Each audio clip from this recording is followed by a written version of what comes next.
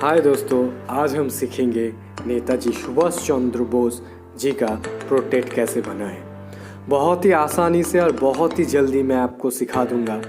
मेरा एक 8 साल का कज़न है, वो भी मुझसे पूछ रहा था कि भैया कैसे बनाए। मैंने उसको बिल्कुल वैसे ही सिखाया जैसे आप लोगों को मैं वीडियो पे दिखाऊंगा। तो चलिए देखते हैं।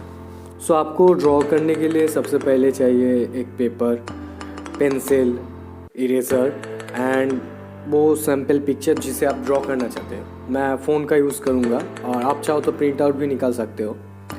सबसे पहले एक ओवल शेप बनाइए। रफ हुआ तो तभी भी चलेगा, मैं तो रफ ही बना रहा हूँ। अब बनाइए। फिर उसके बाद एक स्ट्रेट लाइन खींचिए उस ओवल शेप के ऊपर से।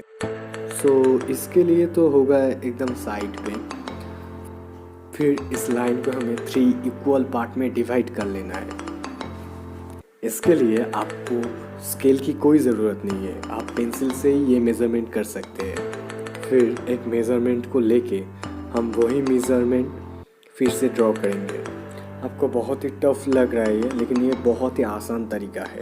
आप एक बार देख लीजिए, देख के ही आप सीख जाएंगे। मैं आपको बताना चाहता हूँ कि पहला वाला जो पॉइंट होता है वो होता है फोरहेड के लिए, एकदम फोरहेड टॉप पे, जो अभी तक मैंने खींचा नहीं है।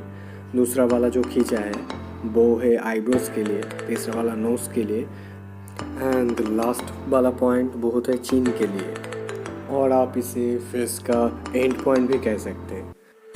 अगर आपने इतने तक कर लिया तो आप सोच लीजिए कि आपका 33.33% पोर्ट्रेट हो गया है ऑलरेडी।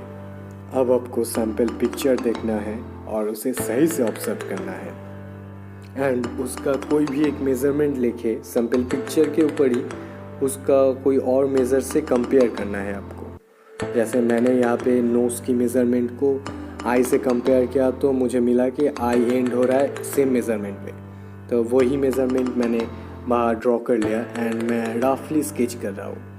आपको याद रखना है ये स्केच बहुत ही लाइट तरीके से आपको करना है।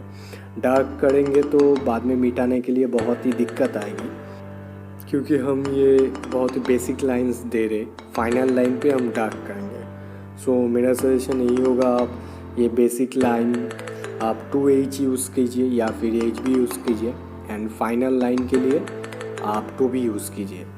देखिए मैं बहुत दिनों से प्रैक्टिस कर रहा हूँ, इसलिए मैं मैकेनिकल पेंसिल यूज़ कर रहा हूँ, इसलिए मुझे प्रॉब्लम भी नहीं आ रहा। तो देखिए मैं एकदम पिक्चर को ऑब्ज़र्व कर रहा हूँ। आपको शायद स्क्रीन में नहीं देख रहा हूँ, लेकिन मेरा लेफ़्ट साइड पे एक पिक्चर है, वो सैम्पल पिक्चर है। मैं उसकी जैसे ही कुछ बनाने की कोशिश कर रहा हूँ, तो आप भी कीजिए। देखिए पहली बार में नहीं होगा, ठीक है ना, धीरे धीरे से होगा और टाइम लेके कीजिए। बहुत ही जल्दी करने की कोई ज़रूरत नहीं है। मैं बहुत दिन से कर रहा हूँ इसलिए मैं इतना फास्ट कर सकता हूँ, लेकिन आप थोड़ा टाइम लेके कीजिए, परफेक्ट कीजिए, सही से ऑब्ज़र्व कीजिए और हो सके तो इरेज़र का यूज़ थोड़ा सा ज़्यादा कीजिए। देखिए आप बिगिनर है इसलिए गलती तो होगी, गलती से ही आप सीखेंगे। तो देखिए मैं नोज़ के बाद लिप ड्रॉ करने की कोशिश कर रहा हूँ। दोस्त ये रफ ड्रॉ है, मत सोचो कि कैसा होगा, ज़्यादा बड़ा हो गया या छोटा हो गया। ड्रॉ कर लो, फिर कंपेयर करो कि ज़्यादा बड़ा हुआ या छोटा हुआ, फिर उसे मिटा दो, मिटा के जो सही लगे वही करो। फिर देखो दोस्त मैं अब जॉ लाइन बना कोशिश कर रहा हूँ।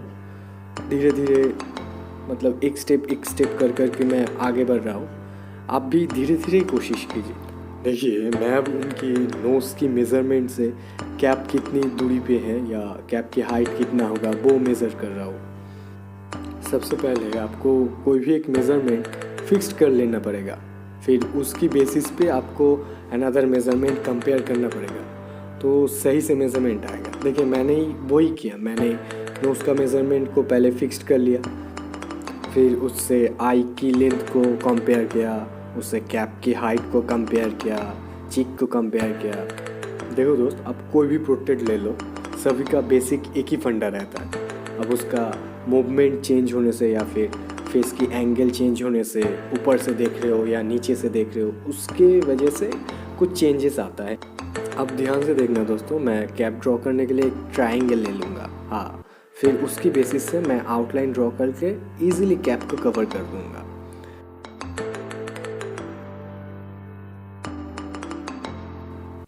देखिए दोस्तों, मैंने पूरा ही आउटलाइन कर लिया, इसलिए हम अंदर की बेसिक लाइन को अब मिटा देंगे। तो चलिए मिटाते हैं। अब हमारा पोर्ट्रेट 72.23% कंप्लीट हो गया। अब हम ड्राइंग पिक्चर को सैम्पल पेपर से कंपेयर करेंगे। कंपेयर करके मैंने देखा मेरा ग्लास का हाइट थोड़ा सा ज़्यादा होगा, वो नोज़ पे टच होगा, इसलिए मैं उसे मिटा के सही कर रहा हूँ। देखिए दोस्तों, गलती तो होगा ही, गलती से ही आप सीखेंगे। सो मिटाने के लिए कभी डरिए मत, मिटाने से आप सही सीख पाएंगे। इसके बाद आइज़ कंप्लीट कर रहा हूँ, फिर उसके बाद ग्लासेस की शेडोज़ भी कंप्लीट करना है। देखो दोस्तों, सब शेडोज़ को भी आउटलाइन थोड़ा सा समझने के लिए आप खींच सकते हो, उसमें आपका भला ही होगा। आप जब नेक्स्ट टाइम शेडिंग करोगे सो आपका शेडिंग समझना बहुत ही ईजी हो जाएगा। और मैं अब मेरा आउटलाइन को डार्क कर रहा हूँ, एंड जहाँ पे लगता है कि थोड़ा सा सही हो सकता है, मैं वहाँ पे मिटा के फिर से सही कर रहा हूँ दोस्तों। सो अगर आप बिगिनर हो और फर्स्ट पोर्ट्रेट कर रहे हो तो मेरा सजेशन यही होगा कि इरेज़र आप थोड़ा सा ज़्यादा यूज़ कीजिए। देखिए, फ़र्स्ट टाइम में मेरा भी कोई पोर्ट्रेट परफेक्ट नहीं हुआ था, लेकिन आप इरेज़र ज़्यादा यूज़ करने से ज़्यादा परफेक्शन आपको मिलेगी।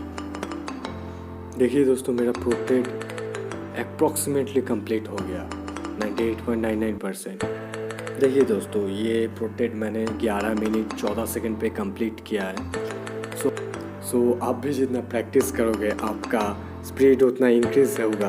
लेकिन मेरा सलाह यही होगा दोस्तों कि पहले थोड़ा टाइम लेके बनाओ, सही से ऑब्ज़र्व करो, सही से देखो, जल्दी मत करो, पहले थोड़ा टाइम लेके बनाओ। देखिए दोस्तों, कैसा लगा आपको वीडियो, आप कमेंट करके ज़रूर बताना, और ऐसी वीडियो आपको और चाहिए तो आप वो भी कमेंट करके बता देना।